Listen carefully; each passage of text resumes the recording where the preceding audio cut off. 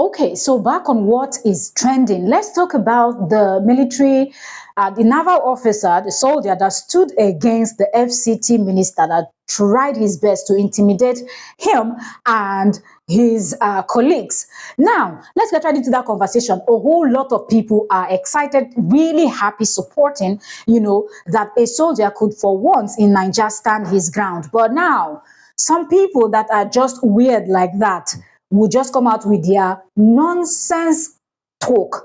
One of that person that I've actually started, which I will include the rubbish that he said up here, is the APC chieftain person, Joe Ibokwe.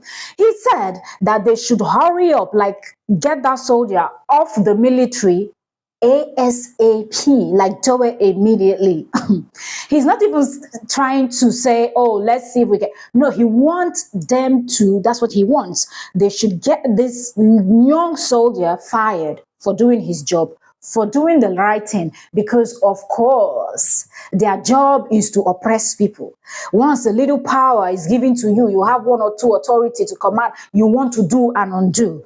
First of all, that's not going to work. It is good that you are just the chieftain, the captain, you're very irrelevant, nonsensical human being. So your mumu talk no go change anything. Now, moving on to the next, okay, thing that I want to say. Those of you that are busy supporting this behavior of the FCT minister, you've gone to show how you behave in your own homes.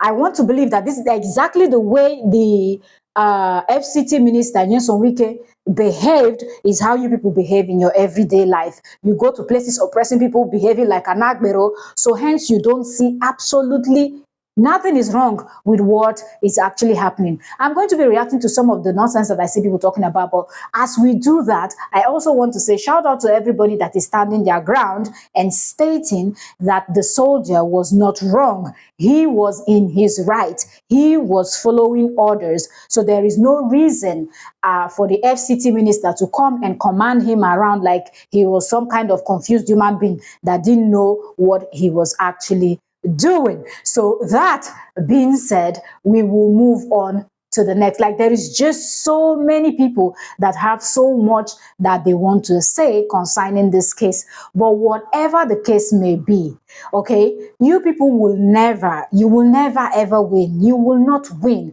If you like, it is being expected actually, for those of you that are still capping, we are expecting you people, when I mean you people, Nyesom Wike to go and press button and call the top of Gakpata, I believe the president, maybe, okay, something should be done, or the head of the naval, person in charge of the Navy, or in fact, gather all of them, the Air Force, Navy, all of them. He will call all of them, to see how he can actually shake this young officer, Yerima. But he is unshakable. If you people like, fire him or don't fire him, he stood his ground. He was doing what was right.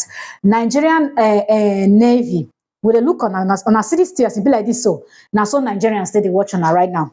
Okay, with a look waiting on a go do. Is it not enough that you people have been tossed around? You went for your training, you went to school, you did everything to be in the position that you are in. You did everything, went through tough training. Where the clowns, where they try to boss on around, they're not going to even do one push-up, let alone go through the rigorous training that you people went through to become soldiers. So do not allow what Nyesom Wike and his cohorts are going to do, because they were threatening a lot of people we know. Now we're finding out that the young soldier's father is also a military person. Of course, now his phone would have been ringing like back to back, as if he was the one that sent his son to go there and he was expecting Nyesom Wike. But we know all of that, so we are waiting to see what is going to happen. Okay, but he was in his rights. Everybody in the nation saw it. So just few of you that are advocating that he should be, some of you are even coming with this conspiracy theory. You people are just so shameless. Some persons are making an excuse that, oh, if this was to be Peter Obi, oh, they would have started conspiracy theory. Did it not occur to you that Peter Obi carries himself in a certain way? Sometimes some of you just wake up, whether you don't smoke too much expired igbo and don't understand, you will just wake up and the first thing that comes out of your mouth, now nonsense. FCT minister carries himself like Agberu. Why are you comparing the behavior, okay, the way they carry themselves, FCT minister to Peter Obi? What concerns Peter Obi concerns who went to where in Lagos or Abuja, or where to go and intimidate somebody.